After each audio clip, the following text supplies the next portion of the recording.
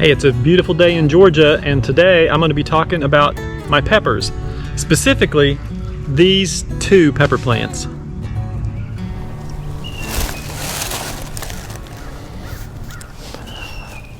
Okay, I think we're pretty much past the coldest parts of the winter where I live. I don't think it's going to get down near or below freezing anymore. So one of the changes for the garden is to bring these two peppers out and actually place them in the garden.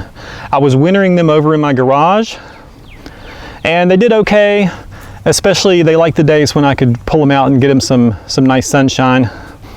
This is a lunchbox pepper that I grew from seed, actually from a pepper we bought at the grocery store. This will be summer number 3 for this plant. It's looking a little puny. I think it's maybe getting a little old. It was a little bit spindly, so I wrestled it into this old tomato cage to give it some support in the breezes that we're having. Unfortunately, I think I might have snapped a few of the branches, but we've got some good growth down here, and it did well in the pot last summer, so I think it's going to recover just fine. This is 2 jalapeno pepper plants. When I was kind of closing down the garden last fall, I pulled them out. They looked pretty healthy, put them in this pot just to save them for this spring.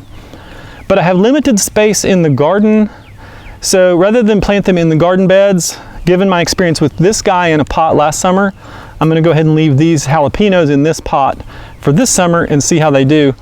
As the temperatures have gone up and it's gotten some sunshine, this one has really started to pop out some sprouts and look really nice.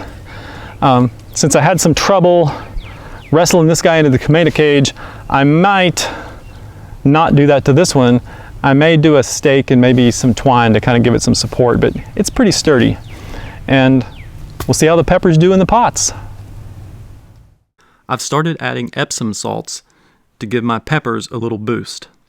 I do 1 tablespoon per foot of plant, so each of these pots is getting 2 tablespoons of Epsom salts. This is a pretty well-known practice, and I certainly didn't invent it. It really brings out the green in the plants, and after all winter in the garage, these could really use it. It's also supposed to enhance the flavor of the fruits. I add a little water, and I'll do this every 4 or 5 weeks.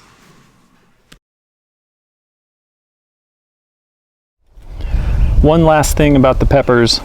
I don't know if you've noticed when I've had videos up, but I've got these mulched with pine needles. I have a terrible problem with weeds. I'll probably have a video about weeds kind of later in the season.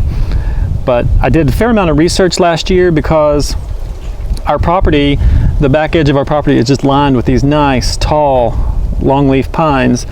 And they drop the needles everywhere, and in the neighborhoods they mulch all the flower beds and things with these. So I did some research to see if they would be okay for my vegetables.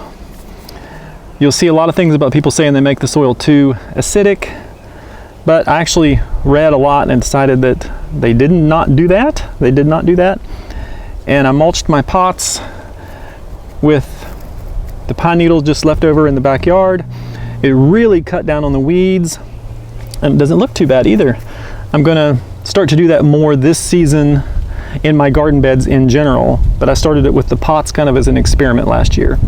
It didn't seem to hurt the plants, and it really cut back on the weeds. So I've got plenty of free mulch for my gardens just in the backyard. Okay, so there's a quick update on these 2 peppers, and I'll keep watching them as the spring moves along, and I'll keep you posted on how they're doing.